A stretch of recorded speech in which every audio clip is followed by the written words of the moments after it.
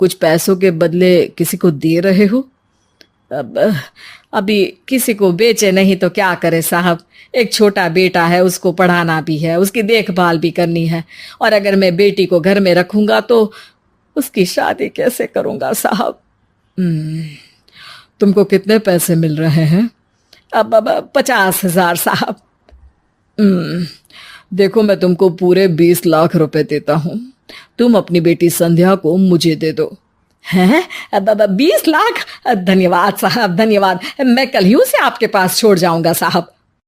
अगले दिन रतनलाल संध्या को हमेशा के लिए योगेश्वर के यहाँ छोड़ आता है और बदले में 20 लाख रुपए लेकर घर आ जाता है।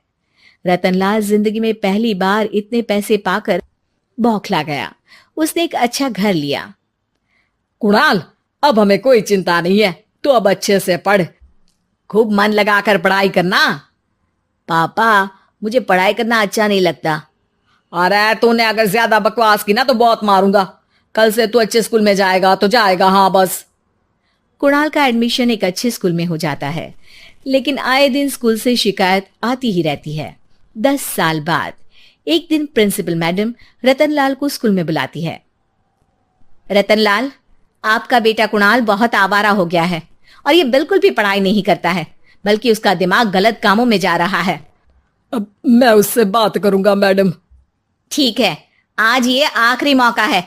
अगली बार तो मैं उसे स्कूल से ही बाहर निकाल दूंगी। रतनलाल घर आ जाता है और कुणाल से कहता है, कुणाल बेटा, मैं तुम्हारे ऊपर इतना पैसा लगा रहा हूं, फिर भी तुम स्कूल में सही से क्यों नहीं पढ़ते हो? आप तो रहने ही दीजिए। मैं सब जानता हूं कि ये पैसा कहां से आया है। और वैसे भी अब ये पैसा मेरा है। मेरा जो भी मन होगा मैं करूंगा। आज के बाद मैं कभी स्कूल नहीं जाने वाला।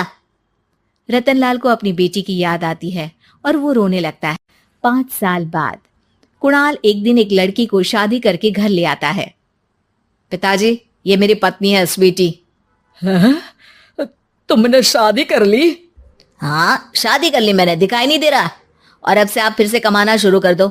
बहुत बैठ कर खा लिया। कुणाल, तुम इस बुड्ढे को घर में क्यों रख रहे हो? देखो ना, ये शराब पीता है। इसे घर से बाहर निकाल फेंको। अरे स्वीटी, ये मेरे पापा है, कैसे बाहर निकाल दूं? और वैसे भी घर में कोई तो चाहिए ना काम करने वाला। नौकर समझ कर रख लो। इस बुड्ढी को तो घर से बाहर निकाल कर ही रहूंगी मैं कब तक इसके लिए खाना बनाऊंगी? स्वीटी एक दिन घर के बाहर पार्क में अपनी दोस्तों के साथ बैठी होती है। तभी वो रतनलाल को बुलाती है। पिताजी, मेरे कमरे में मैं अपना फोन छोड़ आई हूं, जरा ला कर तो देना। हाँ जरूर, अभी लेकर आता हूँ। रतनलाल फोन लेकर आ जाता है। कुछ समय बाद स्वीटी के फ्रेंड्स भी चले जाते हैं। स्वीटी अंदर आकर शोर मचाती है। चोर चोर! कहाँ है चोर? मुझे तो यहाँ कुछ नहीं दिख रहा। अरे ये अलमारी खुली पड़ी है, जरूर किसी चोर ने ही खोली होगी। अरे कौन आया था यहाँ?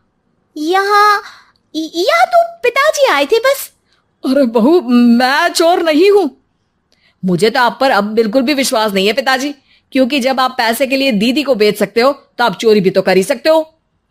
अरे लेकिन वो सब तो मैंने तेरे भले के लिए किया था ना। मैं तो कहती हूँ कि हमें इनकी कमरे की तलाशी लेनी चाहिए। तुम बिल्कुल सही कह रही हो, चलो। स्वीटी और कुणाल दोनों रतनलाल के कमरे की तलाशी लेते हैं और उन्हें वहां स्वीटी की ज्वेलरी और पैसे मिल जाते हैं। मैं तो पहले ही जानता था कि चोर आप ही हो। निकल जाओ मेरे घर से और दोबारा अपनी शक्ल मत दिखाना।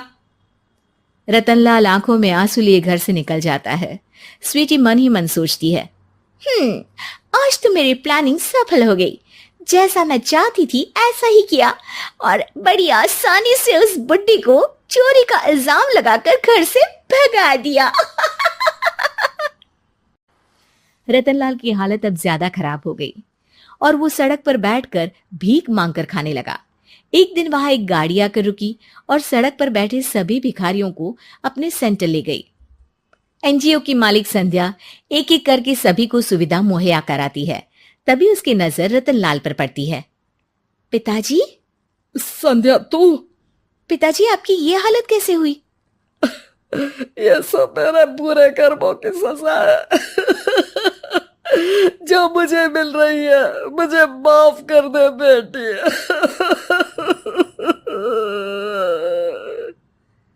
पिताजी, मैं आप पर बिल्कुल भी गुस्सा नहीं हूँ, क्योंकि आपने मुझे यहाँ भेजकर अच्छा ही किया।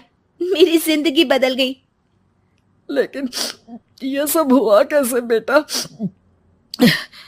आप ये नए कपड़े पहनो, तब तक मैं योगेश्वर अंकल को बुला कर लाती हूँ। योगेश्वर अंकल? हाँ अंकल। योगेश्वर जी ने तुझसे शादी नहीं की थी? नहीं तो पापा, उन्होंने तो मुझे पढ़ा लिखा कर इस काबिल बनाया है कि मैं आज सबकी सेवा कर पा रही हूँ। रतनलाल पश्चाताप करके रोता रहता है। तभी योगेश्वर भी वहां आ जाता है। रतनलाल जी, आपकी ये हालत कैसे हुई? इतने सारे पैसों के बावजूद भी? क्योंकि मैंने बेटे और बेटी में भेदभाव किया था। लेकिन आपने ये कैसे किया? मुझे ये जानना है, बताइए। सालों पहले जब संध्या छोटी थी, तब मैंने एक बार एक आदमी से तुम्हें बात करते हुए सुना था, जो कुछ पैसों में संध्या को तुमसे खरीद कर शादी करना चाहता था। मैं उस समय एनजीओ में बच्चों के लिए ही काम कर रहा था और मैं किसी भी लड़की की जिंदगी खराब होते नहीं देख सकता था। इसलिए मैंने अपने जीवन की कमाई का एक बड़ा हिस्सा तुम्हें दे दिया था। सच में कितना गलत था मैं। मुझे माफ कर दो। अब आप दोनों मेरे साथ घर चलो और आज मैं अपना सच्चा